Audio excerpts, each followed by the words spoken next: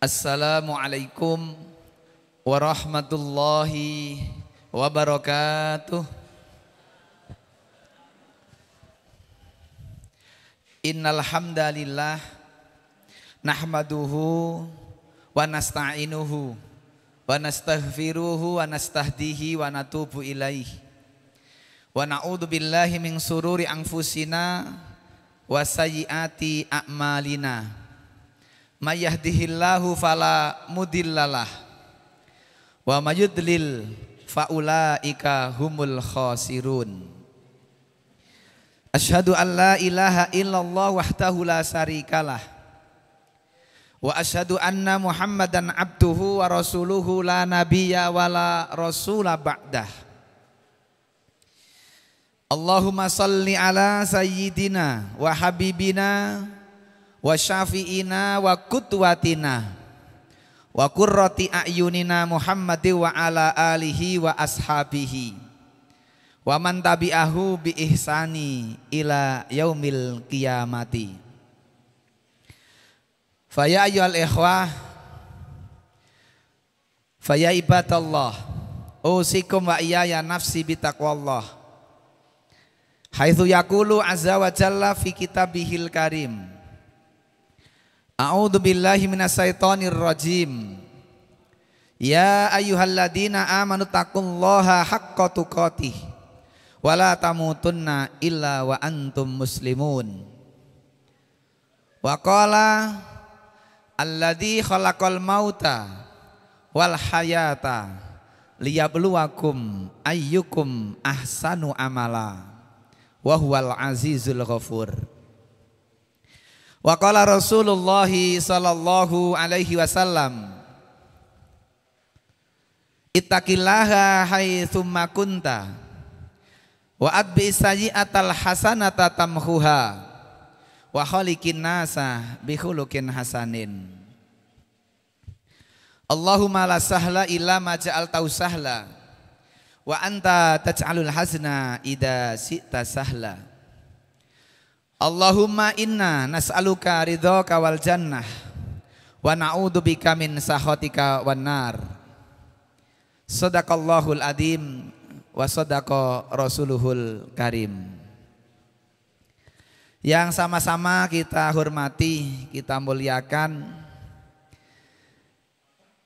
Ketua Yayasan Pondok Tahfidz Zaid bin Sabit, yang kami hormati para bapak, para ibu, hadirin hadirat jamaah kajian rutin Jumat sore, dan yang mudah-mudahan dirahmati Allah, dimuliakan Allah dan dijaga kesehatannya oleh Allah Subhanahu wa taala.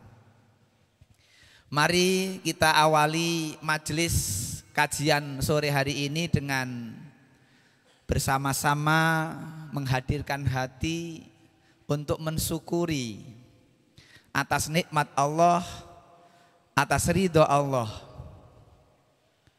Sore hari ini kita dikumpulkan, kita dipertemukan dalam majelis Raudhatun min Riyadil Jannah. Kita ada dalam taman dari taman-taman surga yang ada di dunia. Mudah-mudahan taman surga di dunia ini, majelis ilmu ini membawa kepada surga di akhirat nanti. Amin ya mujibas sa'ilin. Yang kedua, sholawat serta salam mudah-mudahan tetap tercurah kepada uswah hasanah kita, kuduah kita, panutan kita, idola kita, baginda Rasul Muhammad sallallahu alaihi wasallam, yang dengan risalah yang beliau sampaikan, maka sebagian umat manusia yang hidup di muka bumi ini bisa mengenal kebenaran, bisa membedakan mana yang hak dan mana yang batil, mana yang sunnah dan mana yang tidak sunnah, mana yang diperintah dan mana yang dilarang. Bahkan ini kebetulan juga bulan yang di mana baginda Rasul dilahirkan. Bulan Rabiul Awal. Di bulan Rabiul Awal ini ada 3 peristiwa besar. Yang pertama adalah kelahiran baginda Rasul Muhammad SAW. Yang kedua adalah hijrahnya baginda Rasul dari Makkah Al-Mukarramah menuju Yasrib yang kemudian berubah menjadi Madinatul Munawwaroh. Dan yang ketiga, peristiwa ketiga adalah wafatnya baginda Rasul Muhammad SAW juga di bulan Rabiul Awal. Kita dengarkan, kita saksikan hari-hari ini di tanggal 1 hingga tanggal 12. Mungkin malam ini, nanti malam terakhir, sebagian saudara-saudara kita karena cintanya kepada Nabi kita sehingga membuka kembali sejarah dengan membuka kitab Manaqib, Sirah Al-Barojanji atau Andiba, untuk membuka sejarah bagaimana baginda Rasul dan para sahabat dari mulai beliau menyampaikan dakwah 13 tahun di Makkah dan 10 tahun di Madinah. Waktu yang sangat singkat, peradaban umat manusia berubah. Luar biasa. Hanya membutuhkan waktu 23 tahun, di mana sebelumnya manusia itu menghamba kepada sesama manusia. Tatkala dakwah sudah disampaikan, akhirnya terjadi perubahan besar di mana manusia menyembah Robnya manusia. Hadirin yang berbahagia, cinta Rasul. Sampai kemudian dibuat lagu Cinta Rasul. Bagaimana mengejawantahkan cinta Rasul? Ini yang juga perlu kita kaji. Maka sore hari ini karena cintanya kita kepada Rasul dan kita ingat kepada Rasul tidak hanya di bulan Rabiul Awal. Kita cinta Rasul, kita ingat Nabi tidak hanya di bulan Rabiul Awal. Maka sengaja kita sampaikan materi dengan tema amal berbeda tetapi punya tujuan yang sama. Amal kita berbeda-beda. Amal satu dengan yang lain berbeda-beda. Tetapi tujuannya adalah sama, bagaimana kita persembahkan amal terbaik itu untuk mencari ridho Allah Subhanahu wa ta'ala. Bukan untuk mencari ridho manusia. Maka kalau kita baca firman Allah surat Al-Mulk ayat yang kedua, yang telah dibacakan oleh Ananda, siapa semuanya tadi? Siapa tadi yang baca Al-Quran?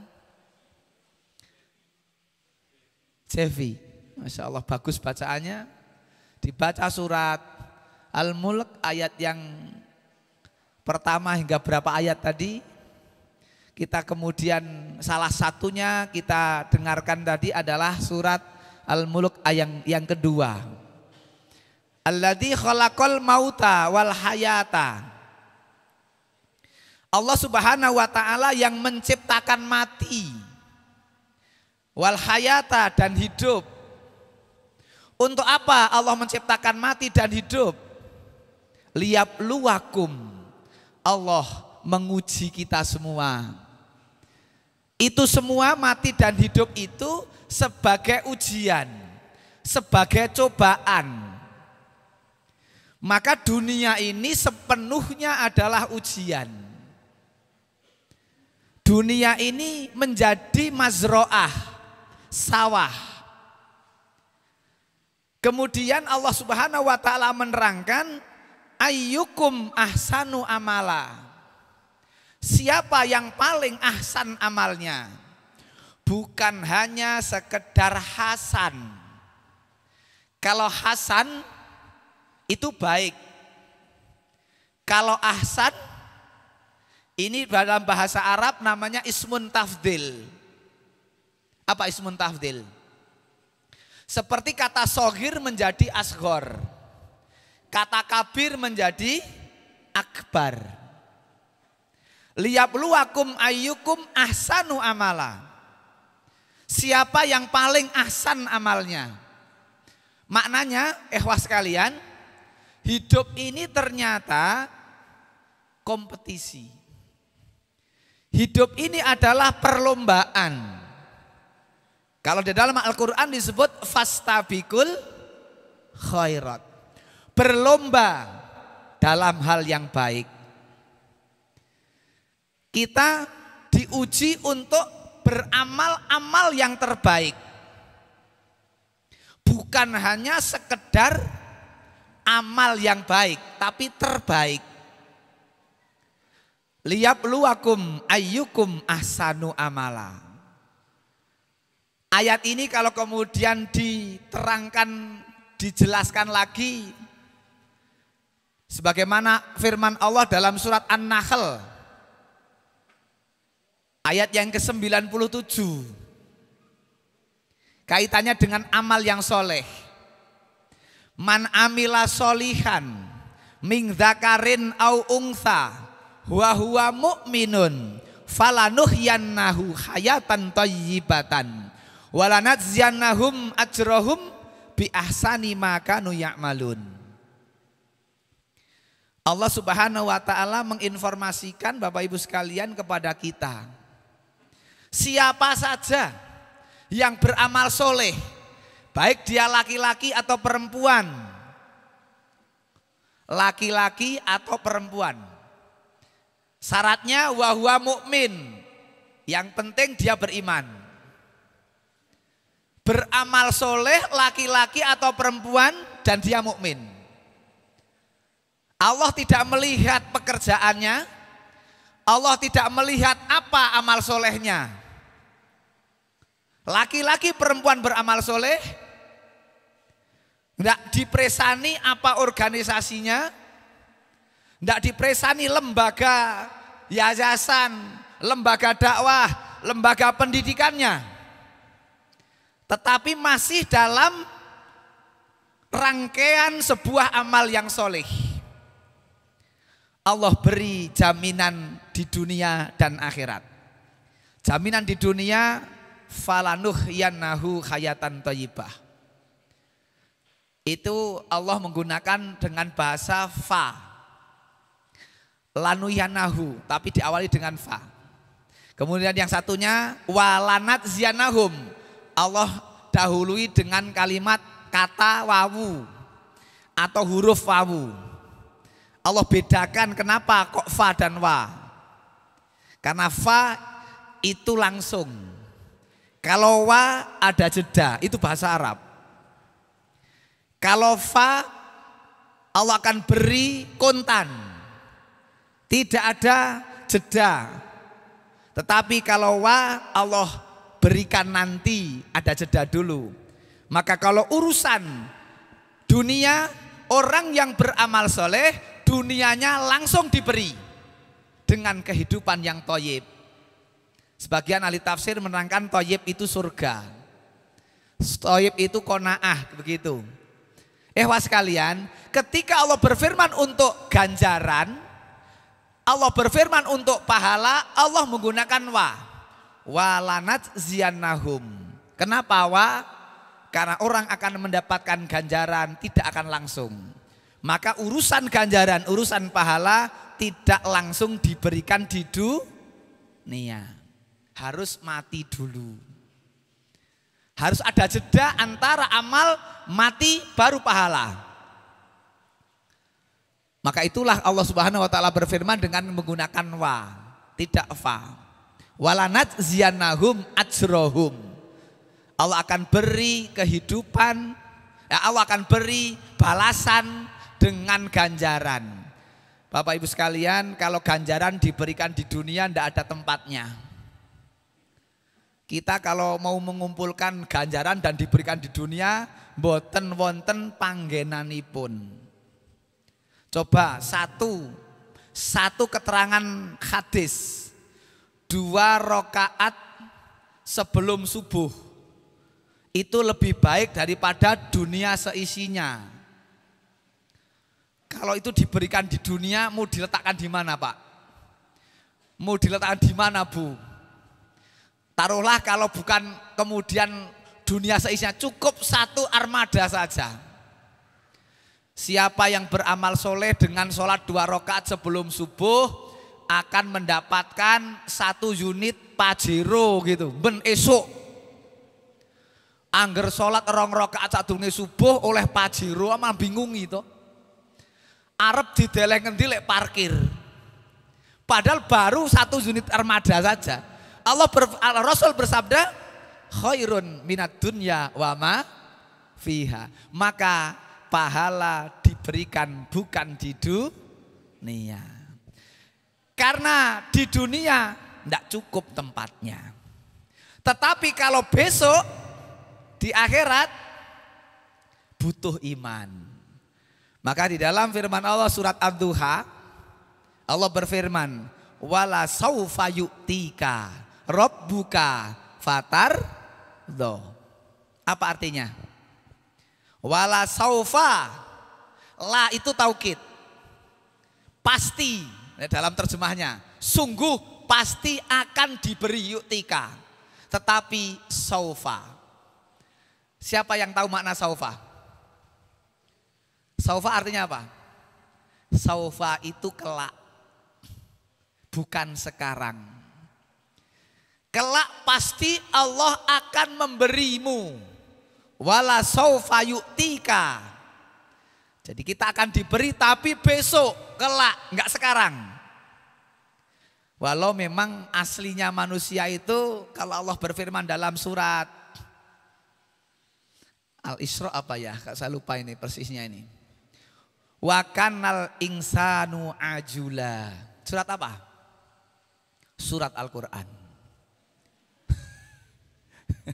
Wangel, surat apa? Surat Al-Qur'an. Wa kanal insan, ya. Adapun manusia itu, wa kanal insan, keadaan yang namanya manusia adalah sifatnya ajula, tergesa-gesa. Manusia tuh pengennya sekarang.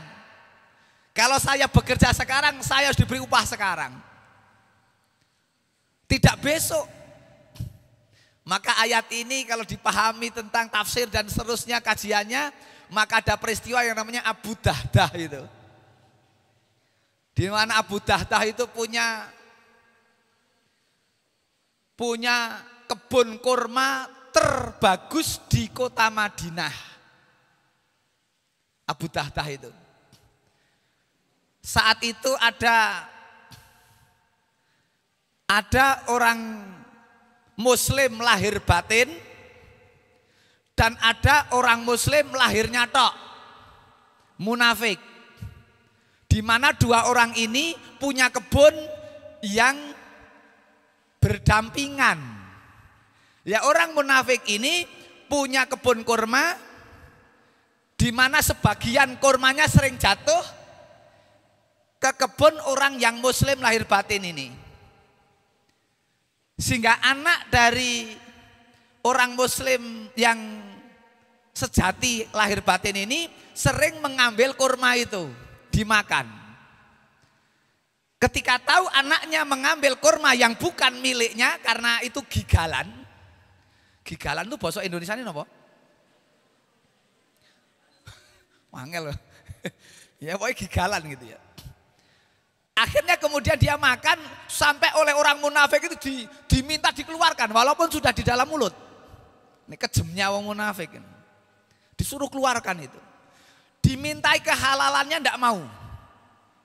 Sampai hal ini diwadulkan. Nah, diwadulkan apa ya? Oh, bahasa Jawa angel. Diwadulkan kepada baginda Rasul. Orang Muslim ini wadul kepada Nabi. Ya Rasul begini. Maka kemudian Rasul bersabda kepada Muslim yang lahir tok itu, orang munafik ini, maukah kamu kebunmu itu yang tadi ya, kurma yang jatuh dimakan oleh putra si fulan ini, kau halalkan dan bagimu bagimu 1000 pohon kurma di surga.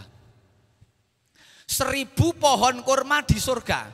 Dia dengan menghalalkan itu akan diberi 1000 pohon kurma di surga. Kalau dia punya pohon kurma 1000 di surga, kira-kira orangnya masuk surga enggak? Masa punya kebun kurma di surga, yuk wong ora mlebu swarga. Yang namanya Abu Dahdah ini cerdas. Mendengar hadis ini, beliau langsung kemudian menawarkan diri, ya Rasul, kalau kemudian kebun itu saya miliki, saya tukar dengan kebun saya yang terbagus di Madinah, apakah surga untukku? Kata Rasul, iya. Maka orang munafik ini didatangi, akhirnya ditukarlah. Kebun orang munafik itu dimiliki oleh Abu Dahdah, dan kemudian kebunnya Abu Dahdah diberikan kepada orang munafik itu. Maka dengan demikianlah orang munafik itu yang untuk menerangkan wala saufa yu'tika. Orang munafik tidak mau kalau besok, sekarang. Itu loh maksudnya. Kalau memang diberi sekarang, jangan besok. Dia nggak percaya. Saufa kan besok. Sekarang saya butuh, tukar itu pohon kurma saya dengan miliknya sekarang. Wala saufa yu'tika rabbuka fatardo. Jadi inilah rabbuka fatardo, masih ada kajian sendiri itu Bapak Ibu sekalian. Demikianlah Bapak Ibu, bermacam-macam amal, berbeda-beda jenis amal, tetapi tujuannya adalah sama, bagaimana kita kembali ke tempat aslinya manusia, yaitu surga. Adam alaihissalam keluar dari surga, iblis laknatullah keluar dari surga. Sama-sama keluar dari surga, tetapi ada perbedaannya. Apa perbedaannya? Adam keluar dari surga disangoni. Iblis keluar dari surga tidak disangoni. Apa sangunya? Sangunya adalah hidayah. Faman tabi'a hudaya, itu dalam ayat. Siapa yang mengikuti petunjukku, maka untuk kembali ke dalam surga itu diberi petunjuk. Allah tidak membiarkan kono golek dewe, kono ngamal sakarpe dewe, enggak. Ada petunjuk syariat agar manusia kembali ke asal usulnya, yaitu surga. Makanya kalau orang sudah kembali kepada Allah, ucapannya inna lillahi wa inna ilaihi rajiun. Kembali. Bahkan kalau kita baca firman Allah yang lain, bunyinya ya ayatuhan nafsul mutmainnah. Terus irji'i. Baru ngaji sebentar, ngaji. Ya ayyatuhan nafsul mutmainnah irji'i ila rabbiki radhiyatam mardiyah fadkhuli fi ibadi wadkhuli jannati. Wadkhuli jannati. Wah, indah kan bahasa itu? Untuk surga wadkhuli pakai wawu, besok ada jeda, sebelumnya mati dulu. Setelah mati menghadapi padang mahsyar, setelah itu menghadapi mizan, menghadapi hisab, baru surga. Fathuli, tapi untuk di dunianya dia harus langsung jadi fathuli fi ibadi, jadilah hamba-hambaku. Syarat untuk masuk surga walaupun besok saufa tadi, tetap harus jadi hamba dulu di dunia, hamba yang benar. Fathuli fi ibadi, hamba-hambanya Allah. Masuklah dalam golongan hamba-hamba Allah, baru bisa masuk surga. Tanpa sebagai abdun, tanpa jadi abdun, jadi hamba, tidak bisa. Dalam bahasa Arab, abdun yang terdiri dari 3 huruf, ain, ba, dan dal.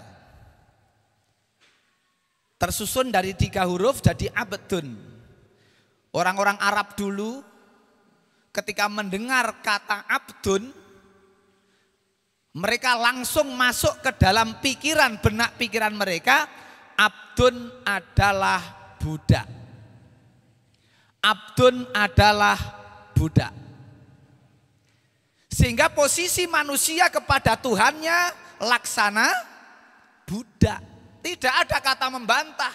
Budak itu tidak ada sedikit pun keberanian untuk membantah. Seluruh dawuh perintah majikan tidak ada kata lain kecuali sami'na wa ta'na. Sudahkah kita menjadi hamba ibadi yang sami'na wa ata'na? Tapi yang banyak sami'na wa tak pikir-pikirna. Utawa sami'na wa kusikna. Kusak, kusik. Ada perintah Allah, ntar dulu, pikir-pikir dulu. Wong dari Allah dan Rasulnya dipikir kok. Seorang hamba, budak, tidak ada kata lain. Ketika Allah dan Rasul perintah sami'na wa ata'na. Inilah ikhwas sekalian. Tidak Allah Subhanahu wa taala menerangkan dengan jelas apa-apa saja amalan-amalan yang bisa mengantarkan ke dalam surga diterangkan. Apa-apa saja amalan-amalan yang bisa mengantarkan kepada neraka diterangkan. Kurang apa? Berbeda amal. Kalau hari ini kita pahami, memang amal kita macam-macam. Tetapi tujuannya sama dan Allah tidak melihat pangkat jabatan. Kalau di dunia ini pekerjaan ada yang mungkin status sosialnya tinggi ya. Ada mungkin dokter, ada insinyur. Seolah-olah kalau dokter itu lebih mudah masuk surga, seolah-olah. Padahal tidak. Sepertinya kalau hanya cleaning service itu masuk surga sepertinya sulit. Padahal tidak. Karena kembali pada surat An-Nahl tadi, man amila solihan. Allah tidak meresani apa pekerjaannya. Jadilah cleaning service yang beramal soleh. Jadilah petani yang beramal soleh. Jadilah pedagang yang beramal soleh. Dengan berdagang itu mengantarkan ke dalam surga. Dengan petani itu dia mengantarkan ke dalam surga. Karena dia beramal soleh lewat itu. Ini kadang tidak didasari itu, yang terjadi adalah bagaimana mendapatkan kekayaan yang sebanyak-banyaknya. Bagaimana mendapatkan uang yang sebanyak-banyaknya. Sehingga motonya adalah kula sayin lancaruhu bil fulus. Idalak mampus. Ini bahasa Arab, yang Arab pati genah. Kula sayin lancaruhu bil fulus. Idalak mampus. Apa wae lancari mergo fulus. Maka orang itu kalau udah ngejar fulus, ngejar dunia, Masya Allah, sampai-sampai lupa syariat, apa haram atau halal, demi mempertahankan posisi, jabatan, kekuasaan, apapun ditempuh. Walau dalam hadis itu, orang yang cinta dunia itu lebih berbahaya daripada serigala yang ada di dalam kandang kambing. Lebih berbahaya. Tetapi ternyata orang yang mencari kekuasaan lebih berbahaya daripada orang yang mencari harta. Kekuasaan itu lebih berbahaya daripada orang yang mencari harta. Kenapa? Berapa banyak orang yang mencari kekuasaan menghabis-habiskan harta. Mendadi. Akhirnya maju tak gentar membela yang bayar. Ngedum di mana-mana. Tekan gone rak dadi. Pilihan rak dadi. Mumet cumleng sirahe metu saka omah kwatokan kolor joget ning pertigaan. Di sana senang, di sini senang ngono. Stres. Wonten mboten? Wonten. Ya karena apa? Kejar ke dunia kok. Ini Bapak Ibu sekalian, maka kita berbeda amal enggak masalah. Ada pondok khusus pendalaman fikih, usul fikih, tahfidz, tafsir, macam berbeda amal kita persembahkan untuk kepada Allah. Hebatnya lagi kalau antar pondok, antar lembaga pendidikan, antar yayasan dakwah bekerja sama. Wallahu fi aunil abdi ma damal abdu fi auni akhihi. Kata Allah, kata Rasul, betul Allah akan menolong. Wallahu fi aunil abdi. Allah tetap akan menolong seorang hamba manakala hamba itu mau menolong saudaranya. Kalau lembaga pendidikan kita, yayasan kita, organisasi kita pengen ditolong Allah, kalau menurut konsep hadis itu, maka tolonglah lembaga lain, maka tolonglah yayasan dakwah yang lain, bukan malah saling berpecah. Ini konsep. Ini seakan-akan karena tidak paham agama, nama berbeda, beda majelis taklim, beda nama kajian, pentelengan. Kenapa menteleng? Karena punya mata. Nah, enggak punya mata, enggak menteleng. Ini keliru. Coba Bapak Ibu, ini masih jam berapa ini? 17.28. Sudah hampir setengah 6. Ngajinya sampai jam berapa? Nonton ya. Biasanya ngaji niku mulai ini molor apa-apa nih bubari tepat waktu biasanya. Saya ingin tambahkan surat Al-Hasr ya, ini mumpung sowan ke sini ya. Surat Al-Hasr ayat yang 9 itu loh.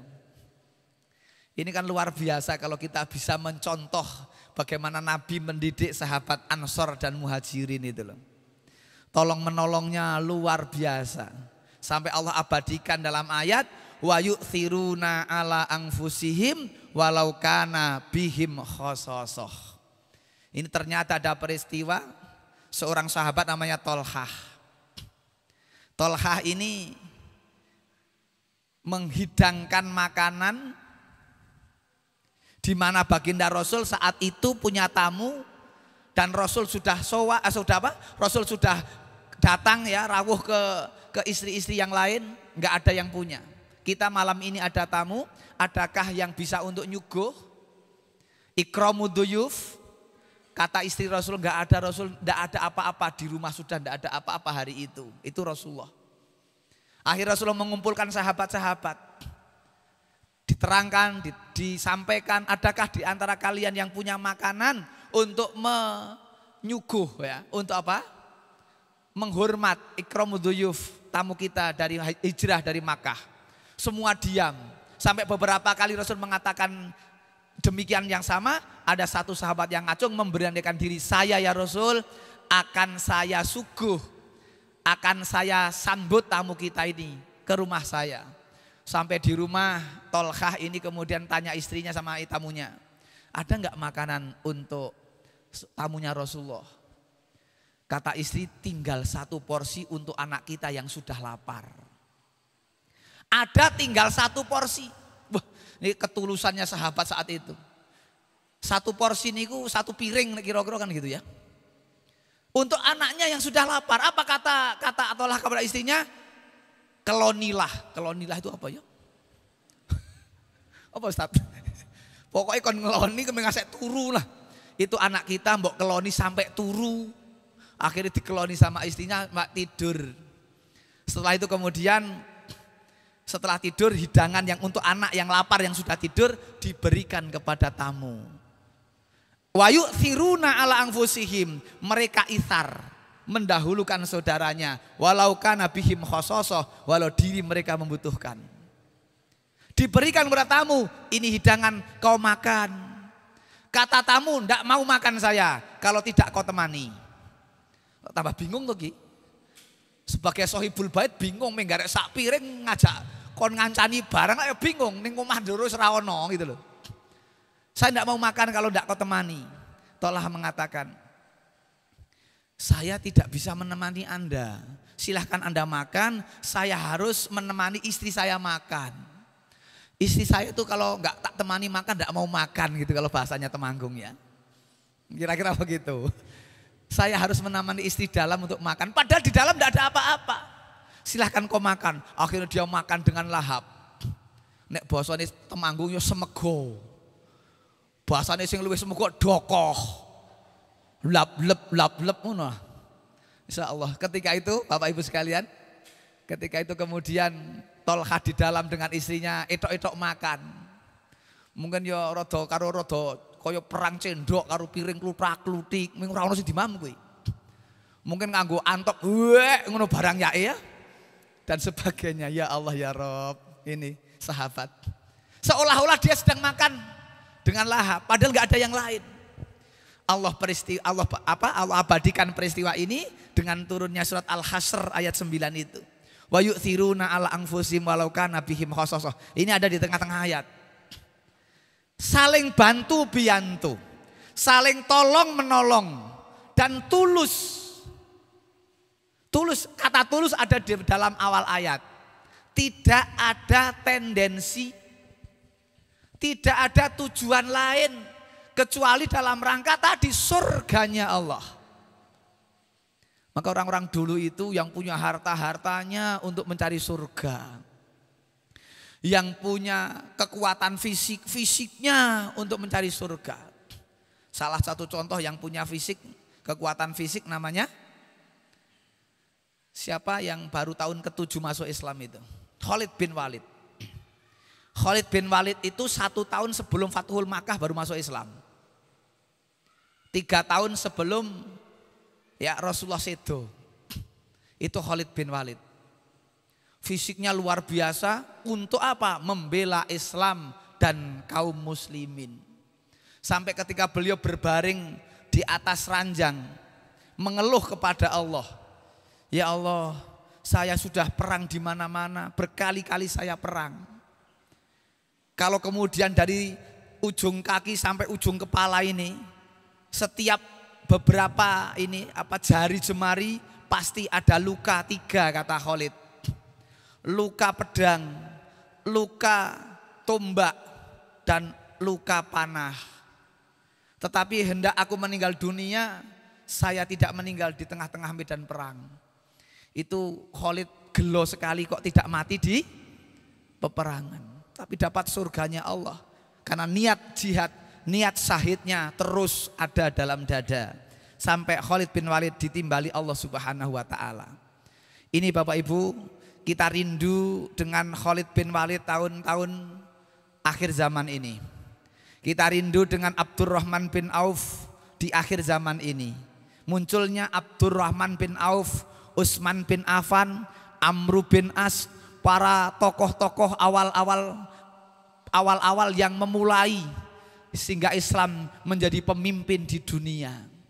Mudah-mudahan dari banyaknya pondok-pondok pesantren melahirkan para pemimpin-pemimpin yang jujur, pemimpin-pemimpin yang adil, pemimpin yang tidak ngakali.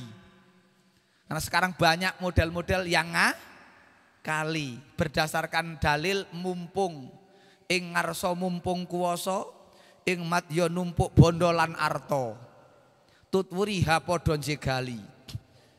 Inilah yang terjadi sehingga banyak kemakmuran yang tertunda, keberkahan yang diangkat. Maka hari ini monggo bersama-sama ikut nyengkuyung, monggo bersama-sama ikut berkontribusi. Untuk apa? Membela Islam dan kaum muslimin. Apapun yang kita ada, amal berbeda, tujuannya kembali kepada surga. Memang asal usul manusia, dan itu ternyata berjamaah. Wasiqal ladzina taqau. Terus wasiqal ladzina taqau ila rabbihim zumara, gitu ya. Zumara. Apa zumara? Berbondong-bondong. Ternyata masuk surga itu berbondong-bondong, tidak sendiri. Berjamaah, bareng-bareng, ayo ajak yang lain. Wasiqal ladzina taqau rabbahum ilal jannati zumaro. Kepada masuknya ke dalam surga itu berbondong-bondong bareng tidak sendirian. Ning syaratnya wasiqal ladzina taqau. Allah akan menggiring mereka-mereka yang ittaqau, yang bertakwa. Jadi ternyata orang-orang yang masuk surga adalah orang-orang yang bertakwa. Maka dalam hal ini kita terus berikhtiar dengan ngaji, dengan ikut berkontribusi membesarkan Islam, membela Islam dan kaum muslimin dengan amal apapun yang kita bisa. Tidak harus amal yang kemudian tampak hebat di depan manusia, tidak. Tetapi tetap bernilai di sisi Allah, amal yang besar di sisi Allah. Demikian saya kira Bapak Ibu sekalian. Ini maghrib jam 17.41. Ini sudah jam 17.38. Untuk itu mari kita akhiri ini sebelum matahari terbenam untuk sholat maghrib. Dan ini hari Jumat. Ini kalau menurut keterangan para ahli ilmu, sejak mulai khotib naik ke mimbar, doa itu mustajab sampai ghurubnya matahari, terbenamnya matahari. Mari kita berdoa bersama-sama. A'udzubillahi minasyaitonirrajim. Bismillahirrahmanirrahim. Alhamdulillahirabbil alamin. Hamdan syakirin, hamdan naimin, hamdan ghafirin, hamdan yuafi ni'amah wa yukafi umazidah. Ya Rabbana lakal hamdu kama yambaghi li jalali wajhikal karim wal yadim sultanik. Allahumma salli ala Muhammad wa sallim wa radhiyallahu ta'ala an kulli sahabati rasulillahi ajmain.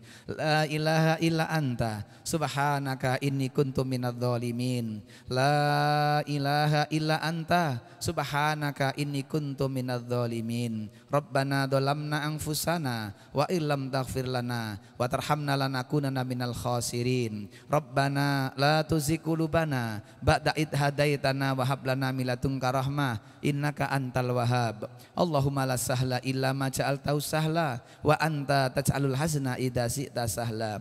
Allahumma ij'al khaira a'malina akhiraha waj'al khaira a'malina khawatimiha waj'al khaira ayyamina yauma liqa'ika. Allahumma ahsin akibatana fil umuri kulliha wa ajirna min dunya wa adabil akhirah. Allahumma aslih lana dinana alladhi huwa ismatu amrina wa aslih lana dunyana allati ilaiha ma'ashuna wa aslih lana akhiratana allati ilaiha ma'aduna waj'alil hayata ziyadatan lana fi kulli khair waj'alil mauta rahatan lana min kulli syarr. Rabbana hab lana minas solihin. Rabbana hab lana min azwajina wa dzurriyyatina qurrata ayuni waj'alna lil muttaqina imama. Allahumma inna nas'aluka ridhaka wal jannah wa na'udzubika min sakhatika wan nar. Rabbana atina fid dunya hasanah wa fil akhirati hasanah wa qina adzabannar. Subhana rabbika rabbil izzati amma yasifun wa salamun alal mursalin walhamdulillahi rabbil alamin. Demikian para bapak, para ibu, hadirin hadirat yang bisa kita sampaikan, mudah-mudahan sedikit ini ada manfaatnya. Aku qauli hadza astaghfirullahaladzim li wa lakum innahu wal ghafurur rahim. Assalamualaikum warahmatullahi wabarakatuh.